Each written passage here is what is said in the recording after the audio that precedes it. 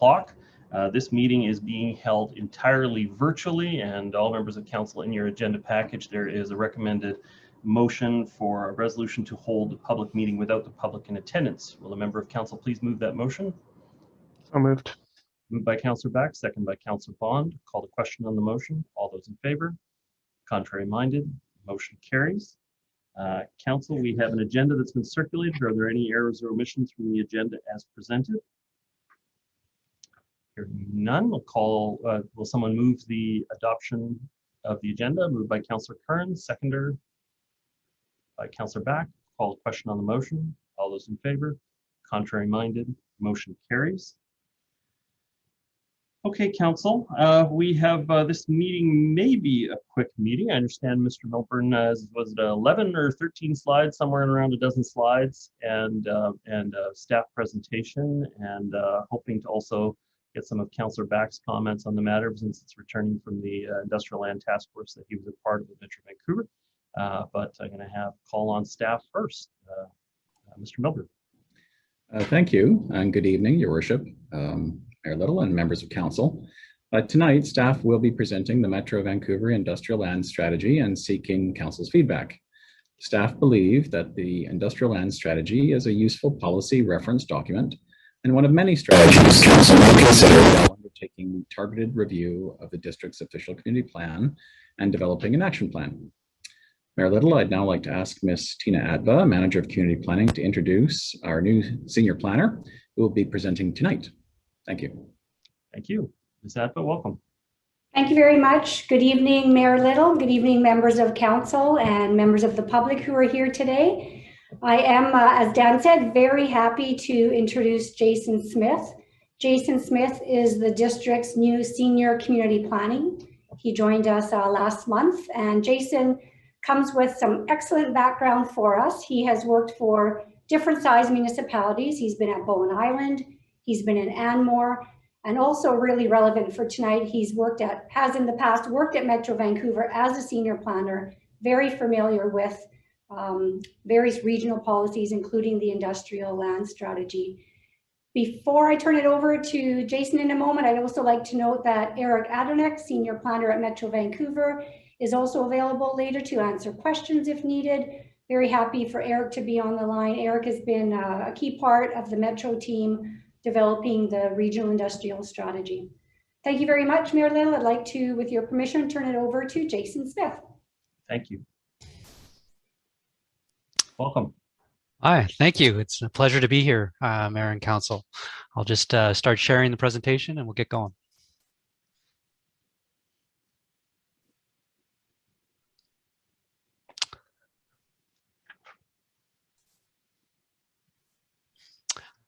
So I'm here tonight to present item 3.1, the Regional Industrial Land Strategy. Before we get into the specifics of what the Regional Industrial Land Strategy is, it's important to consider what industrial lands are. They represent a wide spectrum of uses and intensities ranging from large distribution and transportation lands, Jason, warehouses. Intervene for just a sec. Did you intend to share your screen? Yes. Is it not working? Hasn't yet. Oh, sorry. There we go. Share. There we go. All right. Thanks for that. So yeah, I was talking about industrial lands and kind of uses that you find on industrial lands. So we have transportation lands, warehouses and manufacturing and processing facilities, all the way to small local serving production and suppliers, which all need different types of accommodation to optimize their operations. So as Dan had mentioned in the beginning, the Regional Industrial Land Strategy is a useful policy reference document, and it was developed between 2018 and 2020, and the development was led by a task force, which was mentioned earlier. Councillor Back represented the district on this. It was approved by the Metro Vancouver Regional Board in July of 2020 and presented to Council with a cover report in July 2020 as well. And that report indicated that staff will bring forward a more detailed report about the impacts of the Regional Industrial Land Strategy to the district. And that is the report you're looking at tonight and this presentation.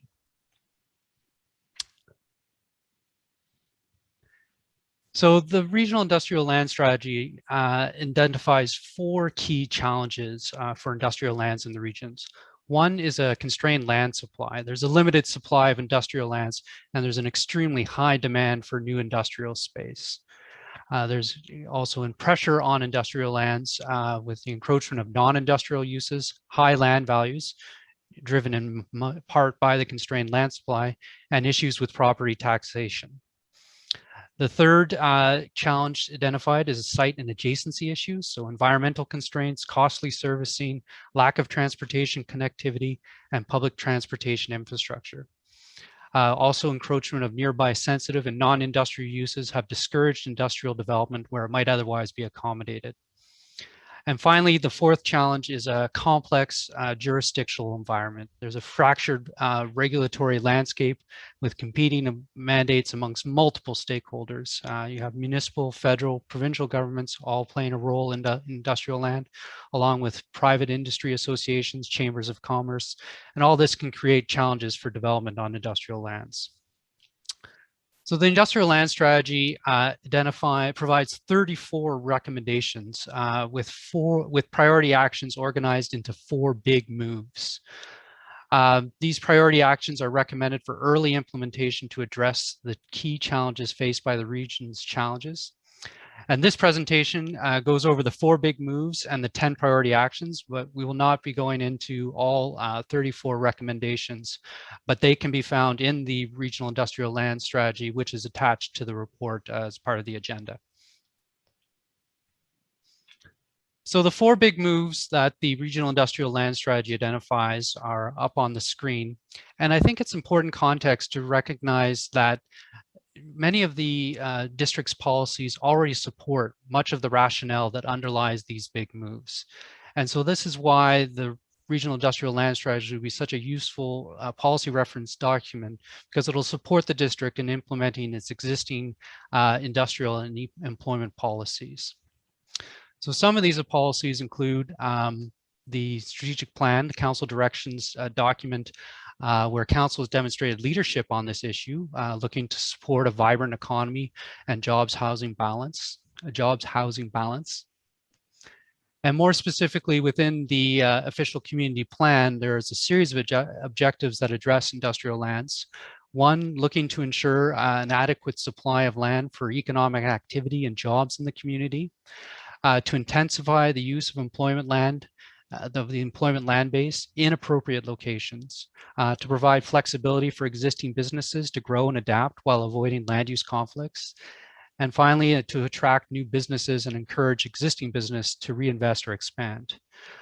Also, within the OCP is our regional context statements, which outlines the linkages that our official community plan has to the regional growth strategy and its industrial land policies. And as you're well aware, we're on a targeted OCP review is underway. And it's looking at one of the key issues that came out of that was a lack of affordable housing, reliable and efficient transportation, and flexible regulations, and along with rising property assessments, were identified by the employment sector as a key issue requiring actions. So these actions to address these issues are currently being developed and will be further refined through a community engagement process, which is currently underway. And a draft action plan is anticipated to be brought forward to council in this summer, and a final action plan for council consideration in the fall of 2020. So coming back to the Regional Industrial Land Strategy and its 4 big moves and actions to realize those big moves. The first move is to protect the remaining industrial lands. And the actions identified under this big move are to define trade-oriented lands. So Metro Vancouver is proposing to develop a definition for trade-oriented lands to help ensure their protection. The next action is to undertake a regional land use assessment. Metro Vancouver again is proposing to undertake a regional land use assessment to identify best locations for different land uses based on a determined criteria. And then Metro, they're looking to strengthen regional policy. They're updating the regional growth strategy, which is called Metro 2050. And that draft version is anticipated to be presented to council this fall, and it is proposing some enhancements to the industrial land use policies. And finally, they're looking to seek, the final action is to seek greater consistency in local government zoning definition and permitted uses. So Metro Vancouver is proposing to develop guidelines and sample zoning bylaw language to work toward a more consistent approach to regulating industrial lands across the region. The second big move is to intensify and optimize industrial lands. So actions here would include exploring incentives to encourage densification of industrial uses, permitting a greater range of industrial and other employment uses, and removing density or height restrictions where appropriate. This direction is supported by the district's OCP objective regarding the intensification of our employment land base. But it's really important to recognize that some industries are land intensive and that not all building intensive or job intensive. Accordingly, different measures may be appropriate for different industrial subsectors. The third big move is to bring the existing land supply to market and address site issues. And there's two actions identified under this, this move. The first is to prepare bring to market strategies for vacant and or underdeveloped industrial lands. So some vacant or underdeveloped industrial sites have site-specific challenges that restrict their development potential. This includes undersized parcels and environmental concerns. A bring to market strategy would identify the issues for these sites and provide a roadmap to help achieve a municipality's economic goals for its underutilized lands. The strategy would be compared to the goals, objectives, policies, and land use designations in the district's OCP and local area plans where applicable. The district's recently approved sea level rise strategy is a good example of work that would help inform any potential action in this area. The other action under this move is to ensure transportation connectivity. So they're looking to coordinate investment in the transportation network and implementation of regional transportation strategies, such as the regional goods movement strategy. And the final big move is to ensure a coordinated approach. So one is to coordinate strategies for economic growth and investment. The next action would be to improve data and monitoring. So the industrial lands inventory, which was brought forward just last Friday to the Metro Board, would look at a future regional employment survey. And this challenge, the challenge to get good data, is something that staff have heard as part of the targeted OCP review as a significant issue, and further action on this issue would be helpful. And then the final action is to develop a framework for coordination. The framework for coordination of cross-boundary economic and land use planning matters between neighboring regions in the broader southwestern BC economic region is what's being contemplated here. So working with the Fraser Valley Regional District and the Squamish-Lillooet Regional District. So in summary, the district's existing official community plan and regional context statement are consistent with the regional industrial land strategy, and it will be a useful policy reference. Going forward, the district will continue to watch what the region does and participate in the regional conversations regarding industrial lands as we implement and improve our industrial land use policies. Thank you, and I look forward to your comments and any questions you may have. Thank you very much for your presentation. I think we all want to see the protection of our industrial land spaces and employment zones. I guess probably the odd question is, when I hear the word intensify the usage of industrial lands, what I can get concerned about is that it'll result in the balkanization of the industrial land spaces. And so, what protections are there in the plan for protecting large parcel, particularly the trade-oriented spaces? What are their recommendations, and then how would that become policy in the district? Just bear with me.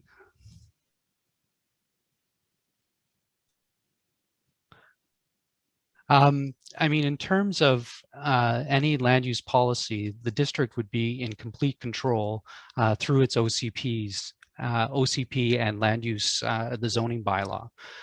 So we would have complete say in terms of how we control what happens on our lands.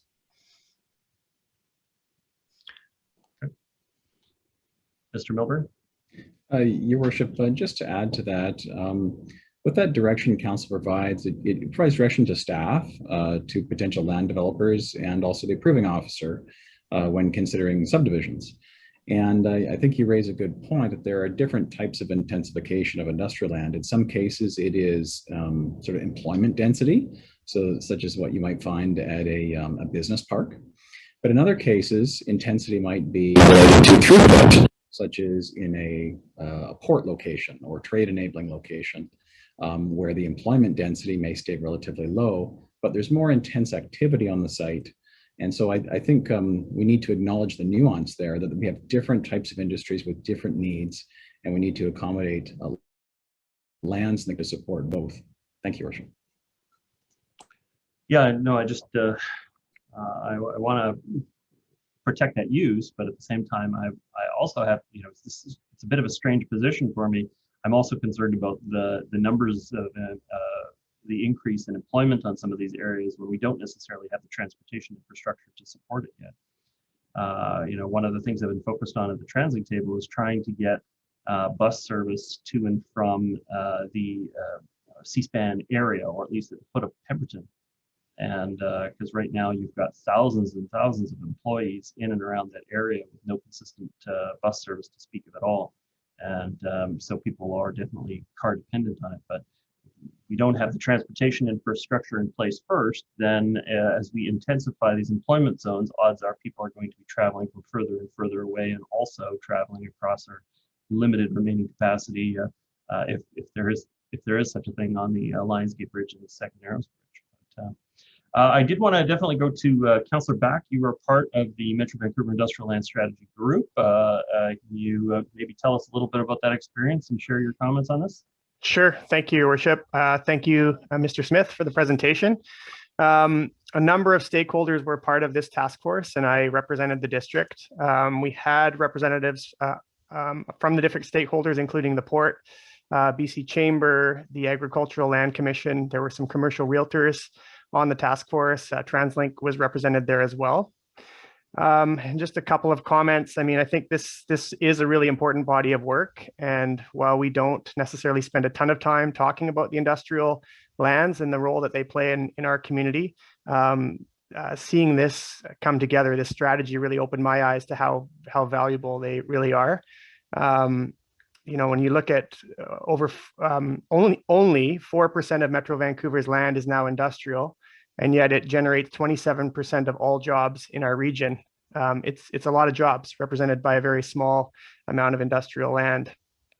There were obviously different perspectives around the table, and different municipalities had different concerns. For instance, Mayor George Harvey from Delta was the chair. The idea of converting any agricultural land to industrial was certainly not supported there. So that was their perspective in their part of the region. And I think as it came together, it became clear that this is a strategy that all councils kind of need to buy into if we want it to be this coordinated strategy across the region. It was suggested that it might be a good topic for a future Council of Councils as well. I just wanted to maybe ask a couple of questions as well to perhaps Mr. Smith. As we explore opportunities to mix residential and industrial uses in some of these mixed use developments, how do we see that playing out potentially in the district, or how can we explore that? I think one of the issues that the industrial land strategy gets at is these competing uses and the constraints on the land supply. As you introduce residential uses into industrial land, I think what you're seeing is that is driving up the land values and really displacing some of the existing businesses and who can actually participate on the industrial lands. So I know the region, since the development of the current regional growth strategy, has really been trying to focus on protecting the uses that can be allowed in industrial lands. So generally speaking, they're trying to discourage residential uses in industrial lands. One, because of the land value question, and two, also, you have it's kind of that encroachment issue, and the competing uses. Sometimes the noise and smells that industrial uses can be generate are not always compatible to a residential use. My other question was around vacant land that we currently have. And I don't mean to put anyone on the spot, but do we know approximately what our vacancy rate is with regards to current industrial land in the district? Mr. Milburn?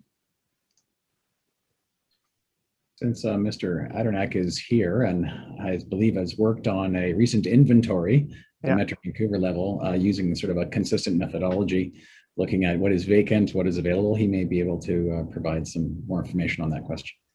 Welcome, Mr. Adernack. Thank you, through the chair. Glad to have the surprising pleasure to speak to this tonight. Just a couple things. We did just complete an industrial land inventory at Metro Vancouver. There was about, of the total inventory, when I'm talking about lands within the inventory, being both lands that are currently used for industrial, as well as some lands that might be vacant or lands that are designated industrial but have non-industrial uses. So when I say the whole inventory, it's a little bit more than just lands that are industrial in a drive-by kind of sense. Within that, 82% of it was developed and 18% was vacant. And then furthermore, just to give you more stats than you may want, 11,500 hectares in total in the region.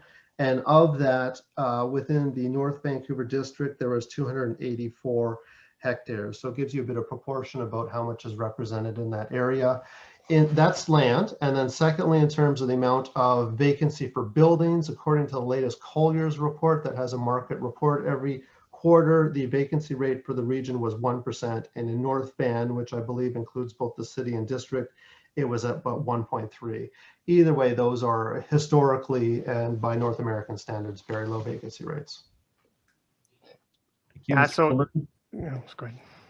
Sorry, Mr. Milburn. Your Worship, thank you. Just wanted to add to that question. When we looked at our pace of development report from 2011 to 2019, and we looked at the question of how much net new commercial floor space was created in the district, it was about 32,000 square feet of net new industrial floor space in that time period.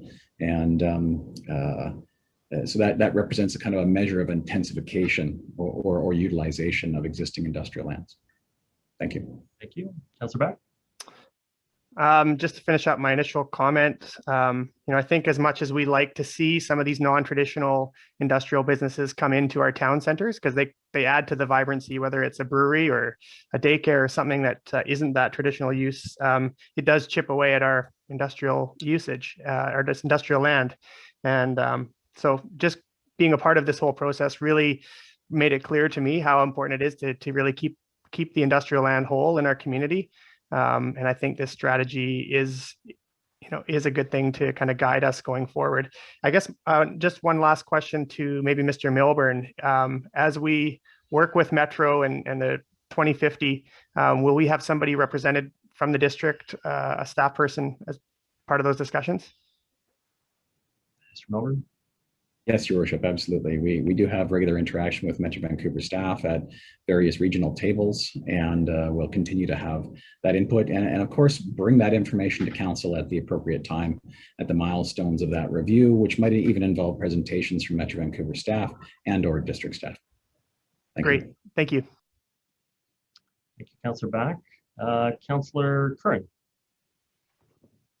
I think Councillor Murray had her hand up. I thought so too, but in the order on the thing, it switched you guys around. So Councillor Murray.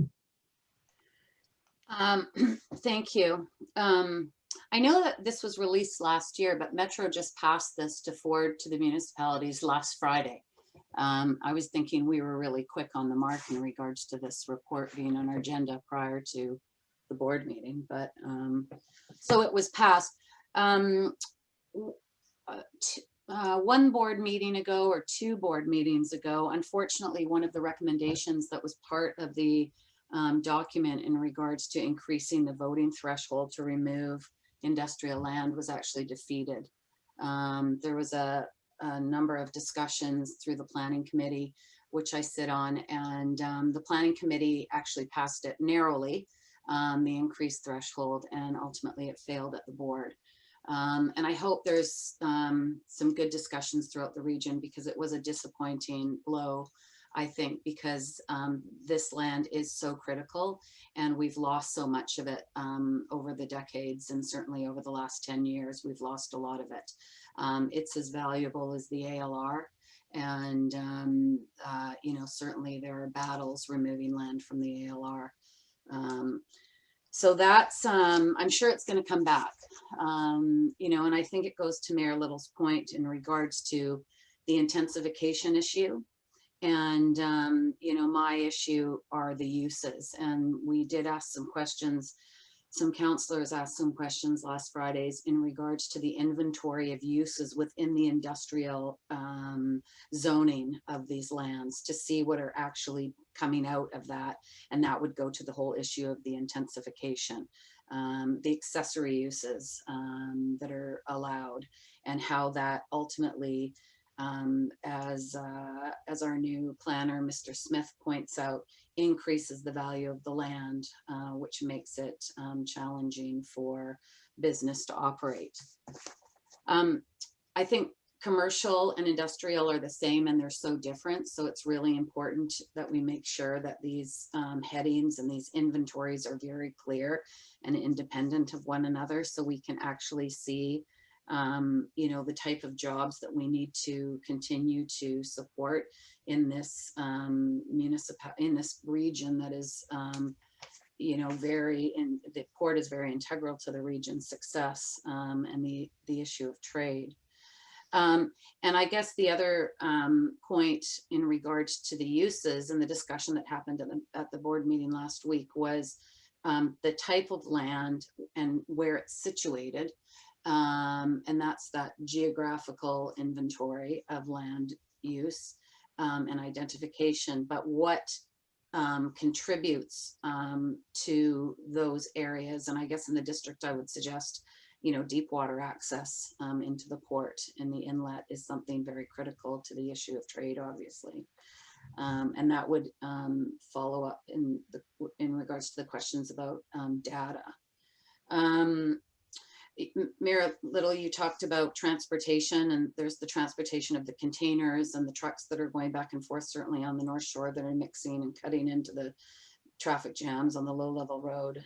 But also, you know, the intensification of improvement of transportation in these areas, but then you get into the areas of C-SPAN work shifts, Vancouver Wharves work shift, Fiberco, they're all working shifts 24 hours, 7 days a week. They don't stop. They're not typical commercial, you know, operators. I know in our OCP in Maplewood, you know, we've got light industrial artesian, and I'm very nervous about continuing with that zoning identification in there. And I think that there needs to be a very, you know, intensified land use discussion of Maplewood, given the potential transfer of land from the port to, or I guess from private operators now to Tsleil-Waututh in regards to their addition to reserve. But the issue surrounding you know, light industrial artesian, and we've seen examples of noise and smell and all sorts of things that go on industrial land, and how that impacts residential neighbors, and how residential neighbors impact the port. We know when the towers were going up in Lower Lynn, there was a concern by Western Stevedoring, you know, the height of the towers and the impact of their operation down on the waterfront. You know, I guess I would chalk it up to many years ago on 3rd or on 2nd, there was an old nightclub called Montana's or Holidays. And it was one of the only nightclubs on the North Shore. There was one in West Van, one at the Linwood, where they played music and you could sort of go to the pubs afterwards. And when they started redeveloping Lower Lonsdale, you know, there was too much noise. They got out too late and the neighbors didn't like it, and ultimately it shut down. So it's those kinds of examples, you know, when you're planning an area, you have to be very careful of what you don't want to lose. Maybe a nightclub might be okay to lose, but I don't know if industrial jobs are okay to lose, given that their limited impact on the tax base as far as their uses. Their great impact in how much money they contribute to the tax base, and the jobs, you know, that provide an ability for people to look after their families in this very expensive community of ours. Thank you. Thank you, Councillor Murian. Councillor Kern. Thanks. I like to go by Megan, but I know in these settings, people always call me Councillor something, but nice to meet you, Jason, and welcome, Eric, or Mr. whatever, you know. His first name's okay, thumbs up, yeah, I don't know. So I take a little bit of a different approach when I look at policy, and I question what I looked at the vision, and I would actually disagree with the vision for a 30-year strategy of land. And so my first question is, what has been the involvement from Tsleil-Waututh, Squamish, Musqueam, and other, especially as we talk about land. So that would be the first question, is what has been the involvement from First Nations? Mr. Milburn. Your Worship, it appears to me that Mr. Smith is probably looking to the Metro Vancouver document at the moment to see if there's some comments. But Mr. Adernack was, of course, heavily involved with Metro Vancouver, which would be sending this information out to its partner municipalities as well as others in the region. And he may be able to answer that question, Your Worship. Thank you, through the chair, and informally as well. Yes, so as the strategy was developed, there's input, but it was mostly from different business groups, industry groups, for example, as well. There wasn't necessarily a targeted component to First Nation groups. It is important to recognize, of course, the industrial land strategy is as a directional idea, policy. There's no specific land use designations in it. In fact, there's not really any maps in here. It's really to inform further policy work, including at the regional level, the regional growth strategy, which will have regional land use designations, as it already does, as well as policies that are going to be updated. And that plan does have and will have more First Nations engagement.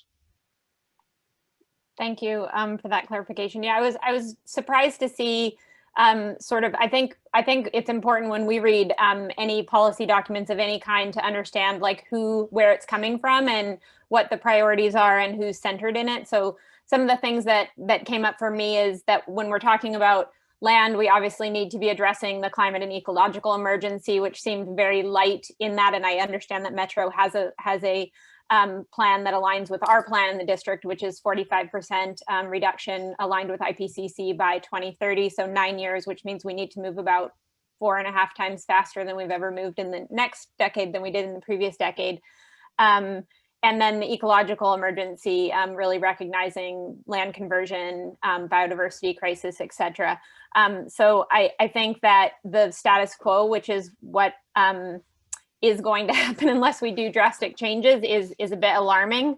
And I guess on that note, I'm curious, so two things, I guess, is one is because we're talking about land, I think we need to be talking about, you know, the health of the land, and then also what types of jobs, not about, I'm not growth for growth's sake, it's like what kinds of jobs are going to be good jobs for people's health, well-being, collective good, et cetera. So I think it was very strong on industry representation and not as strong on worker representation, like who are the people who are actually going to be having those jobs. And so I thought there could be more work on that. I don't know if staff wants to comment on that notable lack of worker-centered information.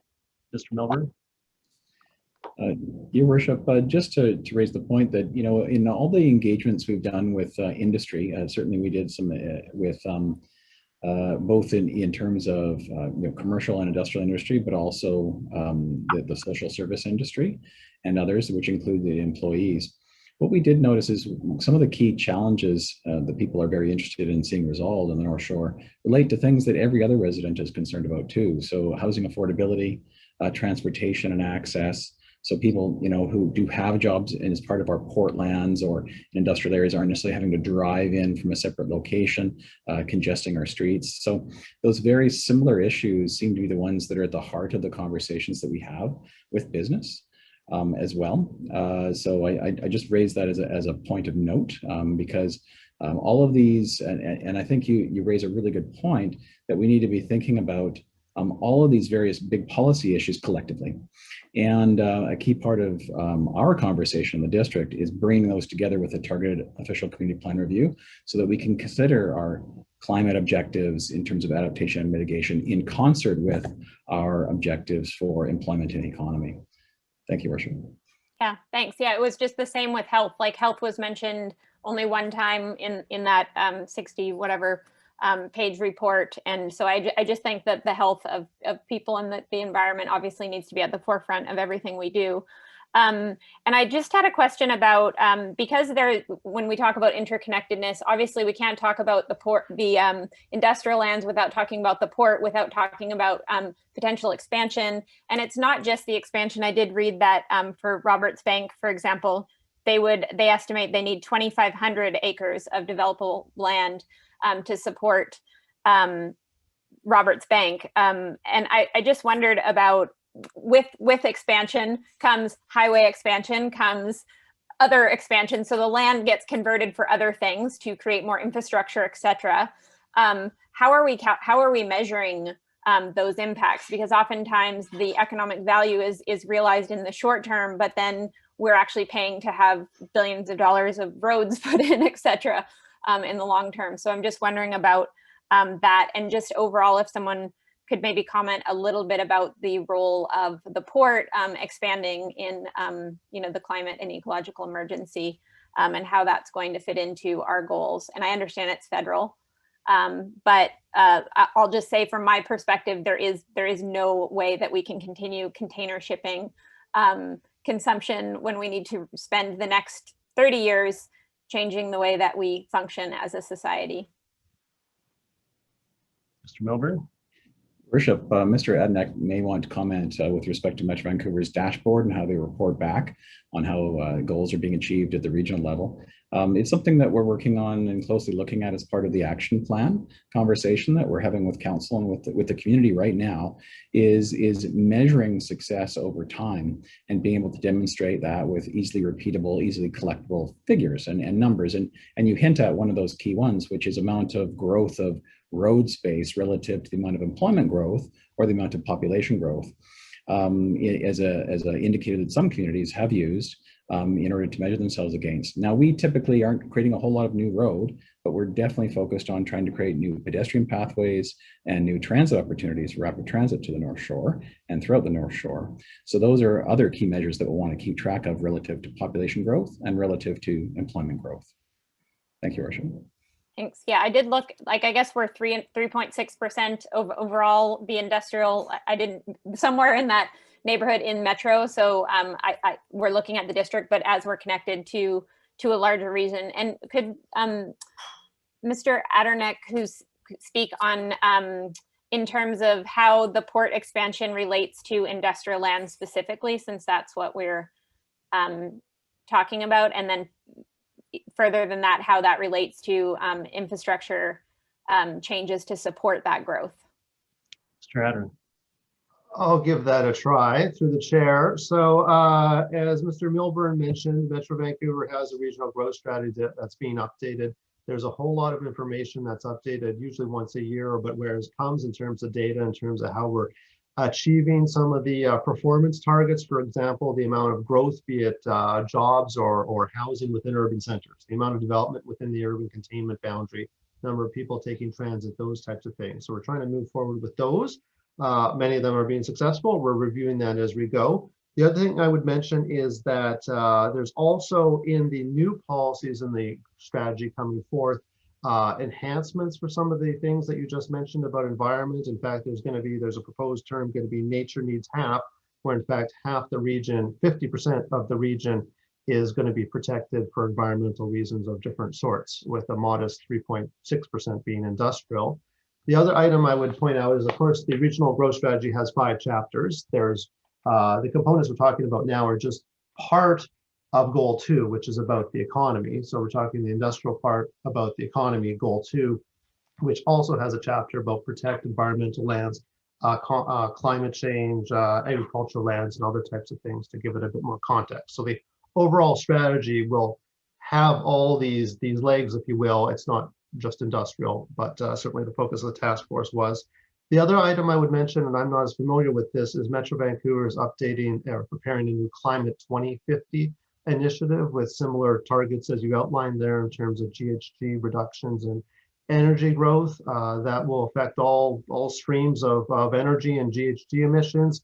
And there is a component there with regards to industrial lands, industrial activities, I should say, as well as transportation, as well as buildings and other types of things like that.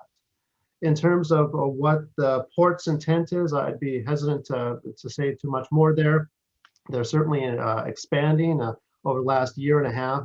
It's despite or because of COVID, the volumes through the port have stayed steady, if not increased in some sectors, with the exception of the cruise ship industry. And then also, of course, it's important to remember the port is transporting stuff through for half of Canada, not just a local market in terms of context of both imports and exports. The Roberts Bank Terminal 2 project has been in the approval process for, I would say, approaching 7 years or something like that, and it's not done yet.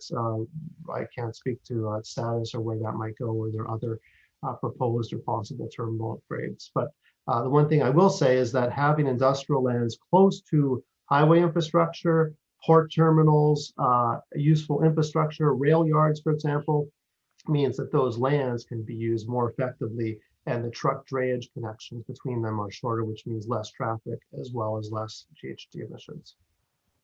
Thanks. Yeah, my last point will just be that, you know, as we look to circular economy as a framework, there's only been a little bit of work with that, as I understand, on the Metro side, but really it's a completely different, I think, way of looking at the future, and I didn't see much of that in this, so I would welcome more of that as we look to.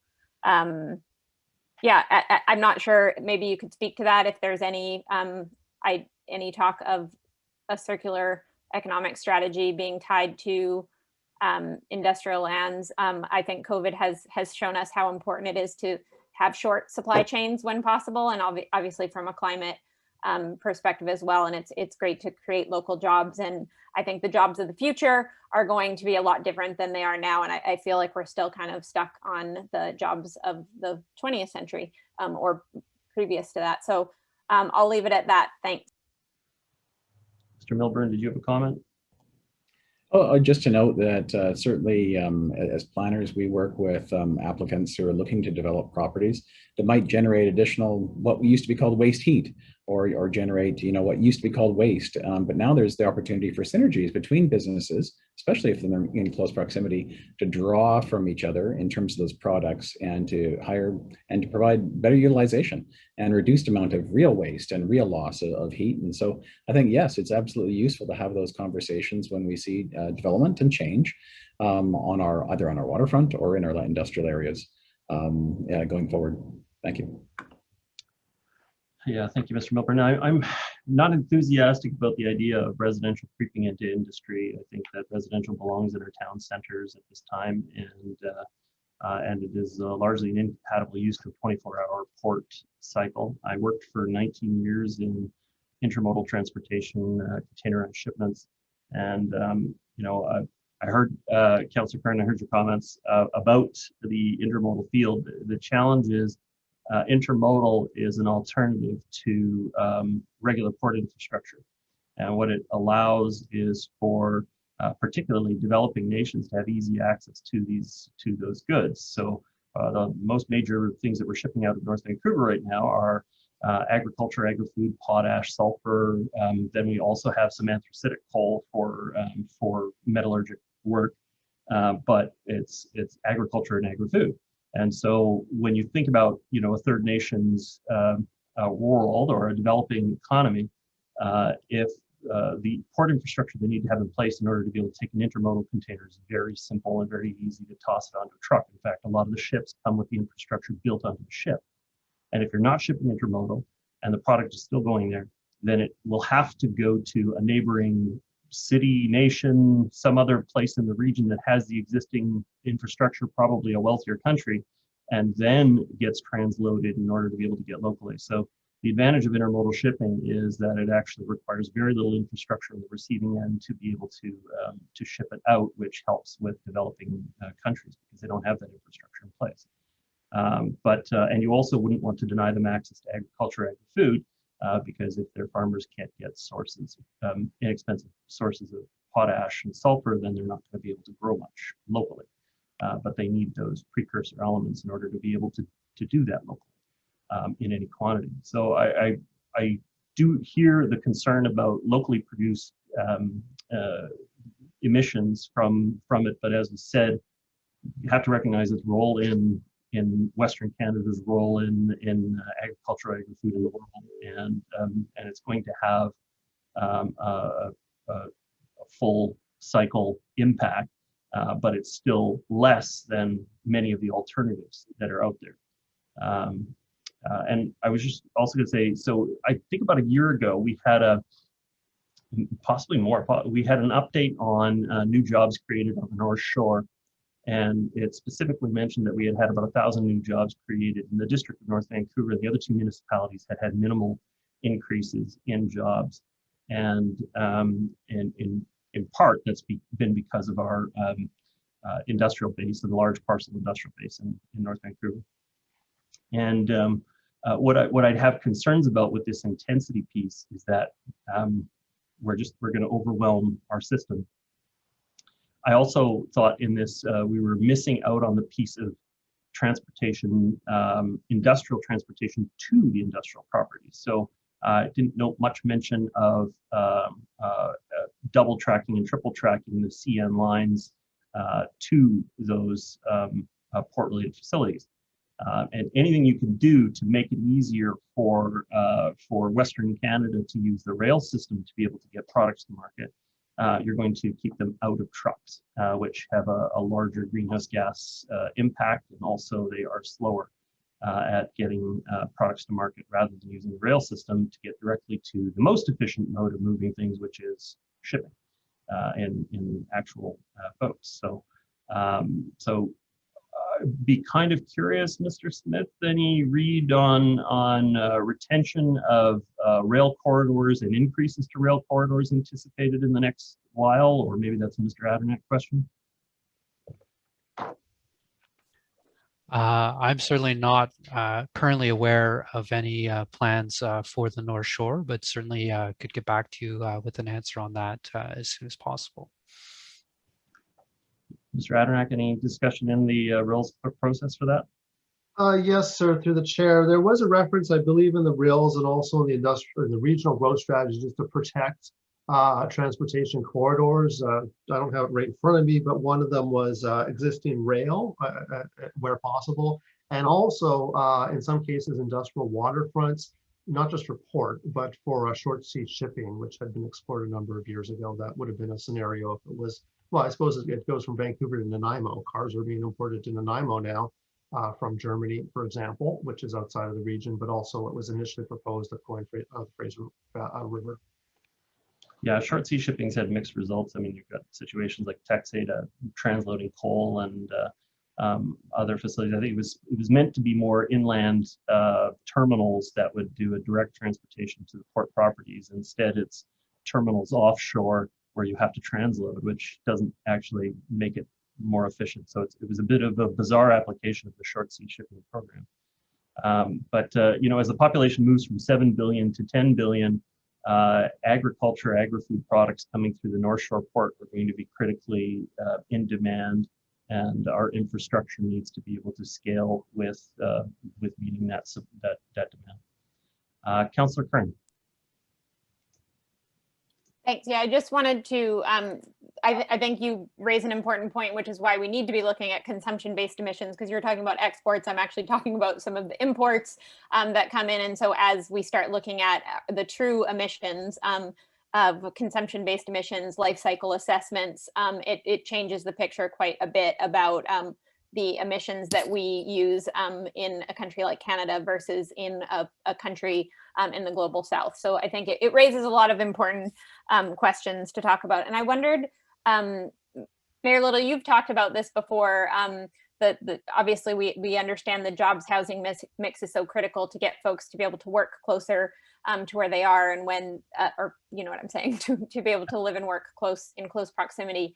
The challenge with you've talked about this, and I can't remember exactly what you brought up, but the fact that a lot of the jobs in the house, like, do you know what I'm talking about? Like, we had a conversation about this, and I think it was important. So maybe you could share it with the group. Sounds very important. I'm not well, no, I think you were talking about the mix of like the expansion, like especially out in the valley, like we're trying to, you know, and where we put transit versus where the jobs are. And yeah, that's one of the big challenges with what they call it extensive versus intensive transit within the region, is if the average person is extending their commute and living further and further away, the classic sprawl model, then transit will never be efficient. You could never rely on transit, because imagine someone out in the valley taking their seat on the 255 all the way in, and then taking a SkyTrain, and then taking maybe a sea bus onto the North Shore, and they take their seat throughout the whole thing. You only get to turn over that seat one time in the peak period. But if you can improve intense and local transit options, then you can turn over that transit seat 5, 6, 7 times in a peak period. And then your investments in transit just go on, they're so efficient, and you can actually really, really benefit and move people around the region. But if the average commutes just keep getting longer and longer, and I think that's been one of my concerns about the extension out to Langley, is that makes the one expo line 50 kilometers from the center of Langley down to Waterfront Station. And if people are relying on riding that the entire way, that one seat on that train will only be used by one person in a peak period. And it will never be an efficient turnaround of the infrastructure and transportation dollars. So our focus needs to be on getting the people to where the jobs are, rather than, or the jobs to where the people are, rather than using transit as a band-aid solution to this land use planning problem. And so, yeah, it's critically important. I mean, we don't want to encourage sprawl, and we also want to make sure that the land use plan matches, up workspaces to housing wherever we reasonably can. But extending the transit service forever, it's not ever going to be able to be efficient. I see you did remember. The last question was just about, and this is, I don't think we'll know the answer now, but this is something that I think would be helpful to look at the region, especially in the district, to understand what the mix of people who live in, because obviously I think every community wants people to be able to live and work within their community as much as possible. And as we get to 15-minute communities and walkable communities, and pairing that with what jobs can exist if they're noisy and loud, all the different things that we have to consider. But is that a fact that we know, like what percentage of every municipality and metro, what percentage live and work within the same community versus commute off the, or not off in our case, but who commute elsewhere? Like, is that something that's well understood within Metro, is who commutes where? Mr. Milburn? Your Worship, it's one of the standard questions that's asked through the census. So we would have the figures for 2016 in terms of how people are moving across the region. There is also surveys done through TransLink periodically. And then, of course, we'll have the update to the census in this year with the data coming next year. Mr. Adernack may be able to comment on other sources of information that his team draws upon. Through the chair, that's an adequate answer. Just to reiterate, that information is collected and it's known. I don't know it offhand for either the North Shore or the District of North Van, but it varies, of course, throughout the region. I'm just going to guess that it's going to be Vancouver, Burnaby, and Richmond that probably have the highest ratio of people who both live and work in their communities, just by the job intensity in those communities as well as the population intensity. But that's just a guess. Probably could be New West. I think you're correct. And for Richmond, YVR pulls up the number quite a bit. during regular times. Councillor Bond. Thanks, Mayor. I think that conversation that we kind of started on now is most interesting, looking at the different ways that the district can align with this strategy, but also talking about the housing jobs mix, and either bringing the jobs to to the people or the people to the jobs. And I think one thing perhaps for our staff as we go through the rest of the OCP review and the targeted plan is to understand some of the things that are outlined here in this strategy, like which areas of the district are the trade related areas, which ones are going to be fulfilling that role of international trade and the support, the major infrastructure like Mayor Little was talking about in supporting that. And then what other areas are left after that, and how we intensify, do we intensify in those areas? Because I know, with the rapid rise in property values and specifically housing prices on the North Shore, if we want people to work locally and live locally, then they have to have very high paying jobs. And obviously we need a variety of jobs across those lands to provide basic support to our community. But we need to understand, I think it's important to understand which areas would support intensification to bring more of those high paying jobs, and then potentially support local residents in those jobs to live in a local community, and where we might need some more service-based or lower-paying jobs, and where the district might need to then add additional housing in terms of affordable housing or rental housing to support those areas. So I think it's a really interesting balancing act, because the region has these areas spread out all over the place, and we've all got to have a different kind of demographic profile in each of our communities. And so understanding what we need to do from policy perspective to support our community, but also support the region and support the country as well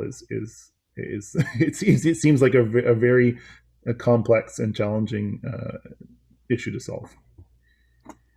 Thank you, Councillor Bond. Mr. Milburn, you had a response?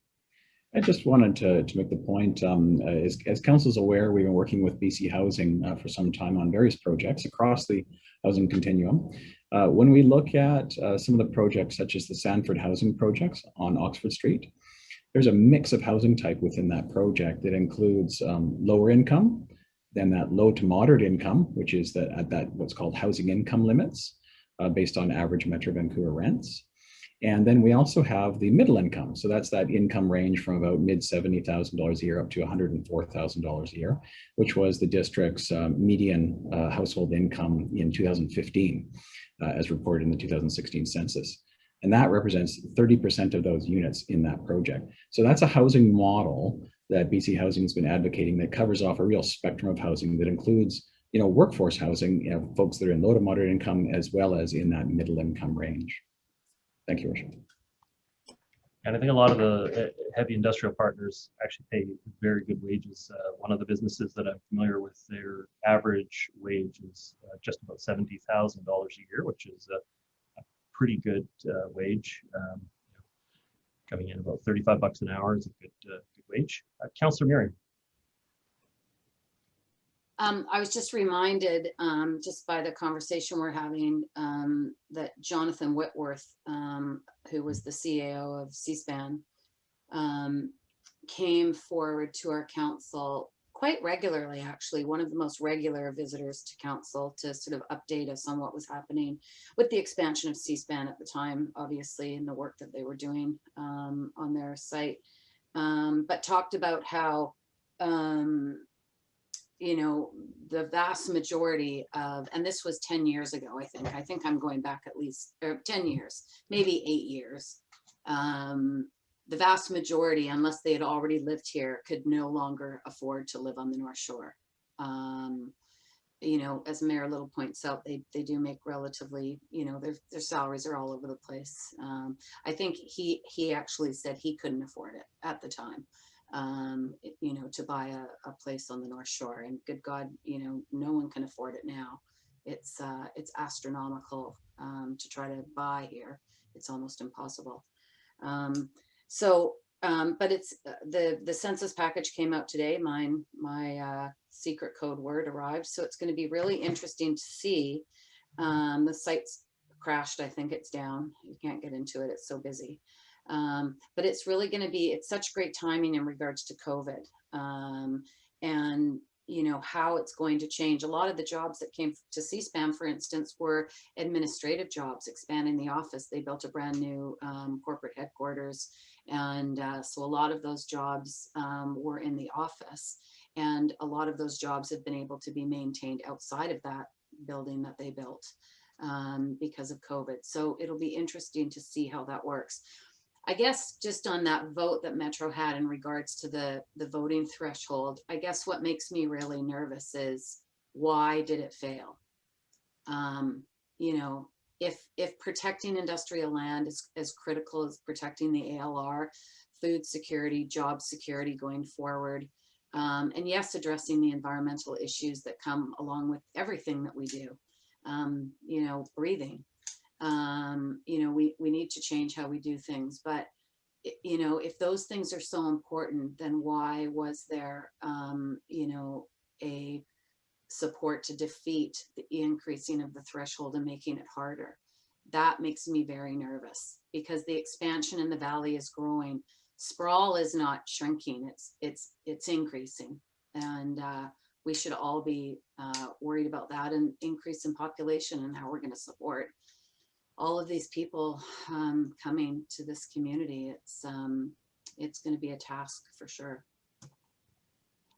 Yeah, and I think because Surrey was the largest group sort of leading the opposition to it. I think largely they had a front row seat to the Southlands debate with Delta, where Delta in their official community plan had anticipated a use in the Southlands area, and Metro Vancouver fought them and said that it didn't align with the urban, not the urban containment, the livable region strategy.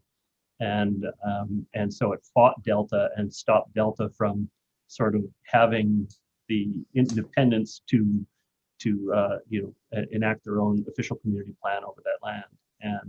And so that definitely came up at, you know, when we were debating this issue. And obviously, you know, some municipalities have, I mean, we have a very small amount of industrial land compared to the region. You know, but it's those mixed industrial uses, that commercial, those accessory uses, that erosion of true industrial. And if we do lose it, what does that mean? You know, what are the consequences to it? Let's understand that. Let's understand all of the data, all of the numbers, because there's so many different jobs on industrial sites. We really have to look at the whole picture in order to understand, you know, why it's so integral to protect, and what we're going to do if we don't protect it. Because it is ultimately, as Mr. Smith and Mr. Addernick understand, and the rest of us, is that it is up to individual councils to make these decisions based on zoning. And, you know, sometimes those decisions in the big picture aren't the right ones.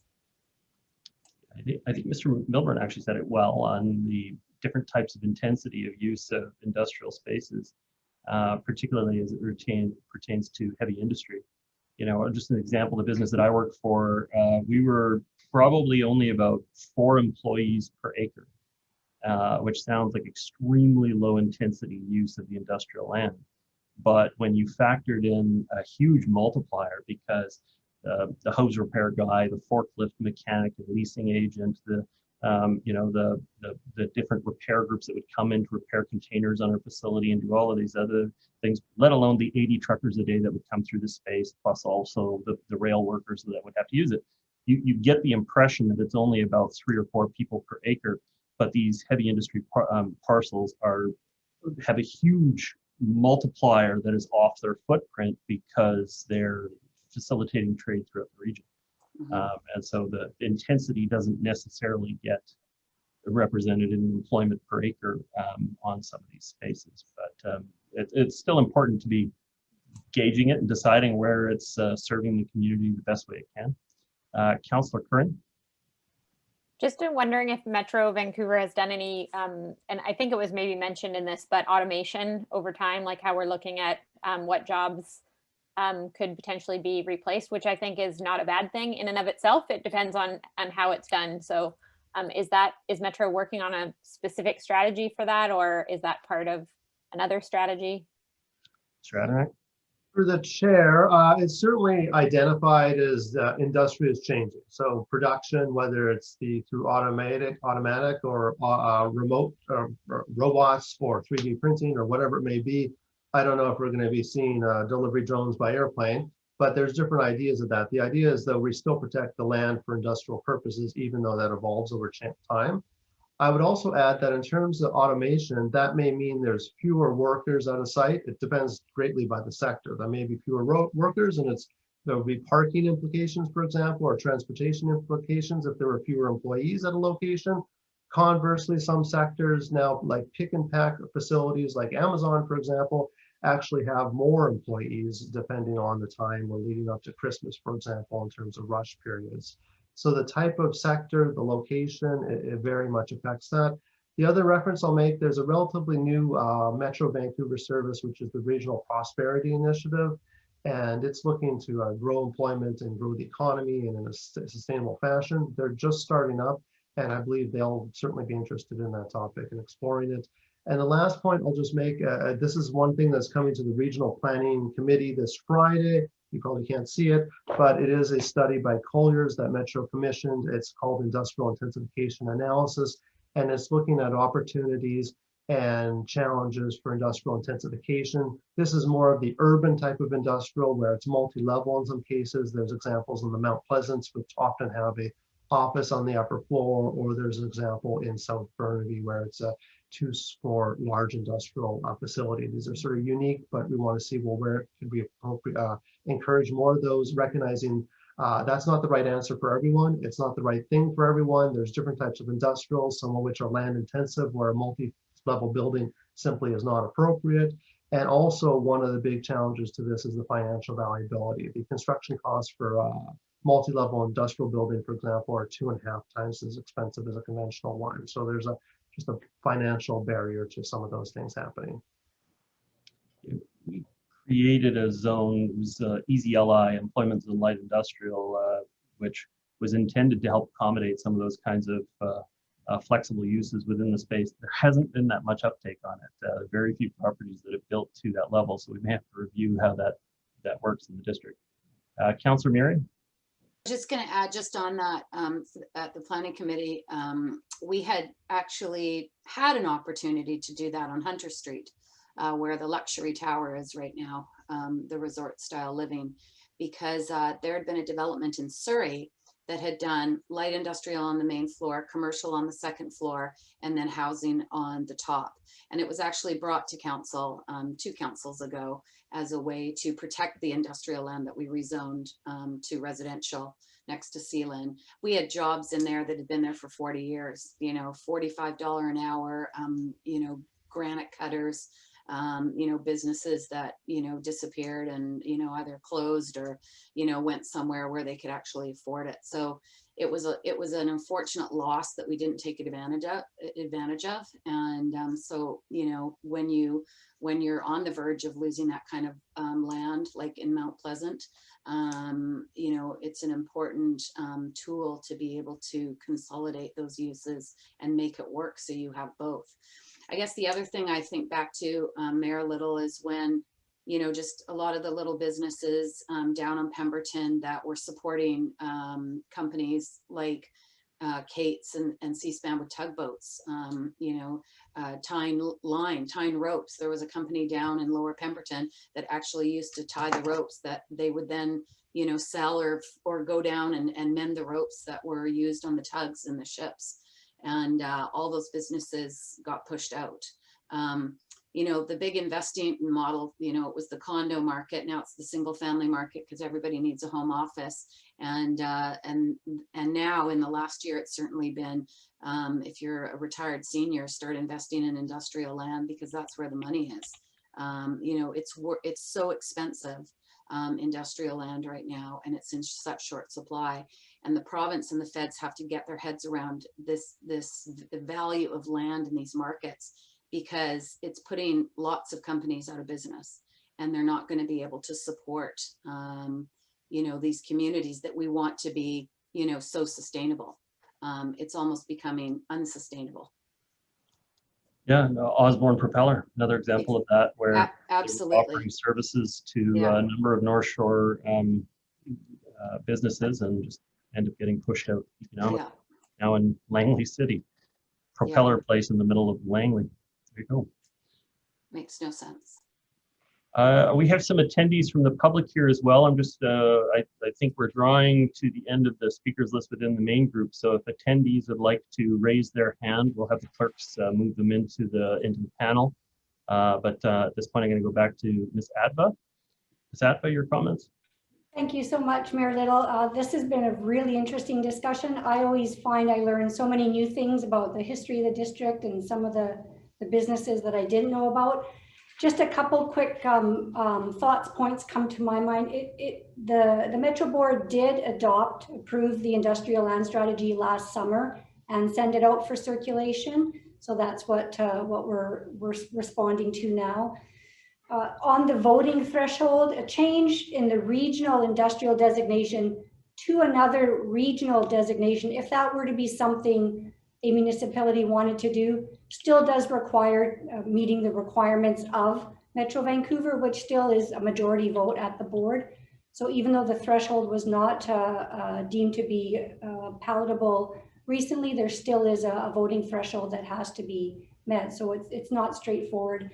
And my last thoughts about Councillor, through the chair, regarding Councillor Bond's comments, there's a lot of work that the Metro strategy looks at, whether or not it's around trade-oriented lands or intensification and what's left if we look at trade-oriented lands. We also see some of the actions coming out of the draft work for the OCP so far, looking at a lot of those related pieces as well, whether or not it's around employment strategies, commercial strategies, flexibility and zoning. So there will be a lot to coordinate, and I know that we have a lot of good rapport between our organization and with Metro. So I think it bodes well for being well coordinated, and this strategy is really a great reference document that's going to help the municipality, help the district as we continue on with our policy. Ms. Atfa, Mr. Milburn. Thank you very much, Mayor Little. Just wanted to emphasize that point, that this is one of those, as I mentioned at the beginning, useful documents that's going to help with our conversation in terms of the targeted official community plan review and the action plan. And we're going to take what is learned from engaging with our community over the coming months and give council some advice going forward to formulate that action plan in consideration of regional issues as well as many other issues that we're wrestling with in the community. And we look forward to sharing that information once we've collected the feedback from the community. Thank you. Yeah, I always go back to my Karl Barth, which is the what ought I to do? What is your overarching principle? And then considering each matter and seeing where it is now. I see this document as not having many collisions with our own sort of approach and philosophy to development, although we have had some instances where we have eroded some light industrial options in our community by building right up to the border with them. But I do see this as being a good guiding document, but we will always have to consider what's in the best interest of the district at that time. Mr. Teven, welcome. Got 3 minutes to address the workshop. Welcome. Thank you, Your Worship. Yeah, just a couple of thoughts are raised in my mind by the discussion, and I thank you very much to all the staff who did all the work and prepared this. Also, thank you to Councillor Back for involvement in that committee. I had a unique experience early in my career. I used to travel all across Western Canada, and one of the really intriguing things was to talk with the local people about why that local town or city was established.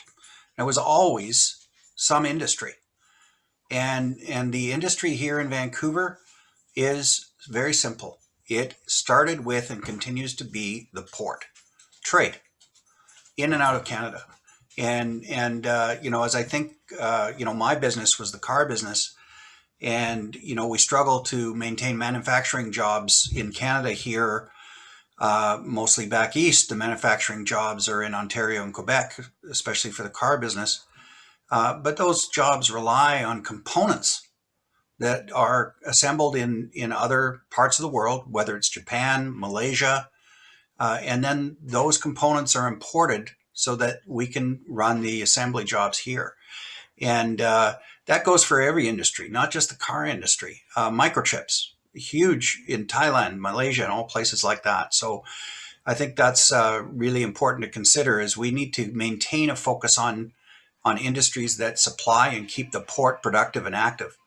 The other thing I wanted to mention is that all of these jobs in industrial lands really mean nothing unless we have transportation infrastructure to supply them. So it doesn't just mean workers. It also means goods. And, you know, it's pretty frequent. You can see all the truck traffic on the Ironworkers Bridge. You know, we hear that our rail line is at capacity, our bridges are at capacity, and that's not just for commuters and shoppers. It's also for commercial traffic that's supplying goods locally. You can't take a train from Delta to North Vancouver. You got to put it on a truck. And so let's not forget that. That's all I want to say. Thanks. Thank you. You could, but it would cost you a ton in demurrage from CP. There you go. Councillor Vaughan. Thanks, Mayor. I just wanted to add another point, and I think it was Councillor Murray's comments about mixing residential and commercial and industrial on at 2 councils ago on at Hunter Street.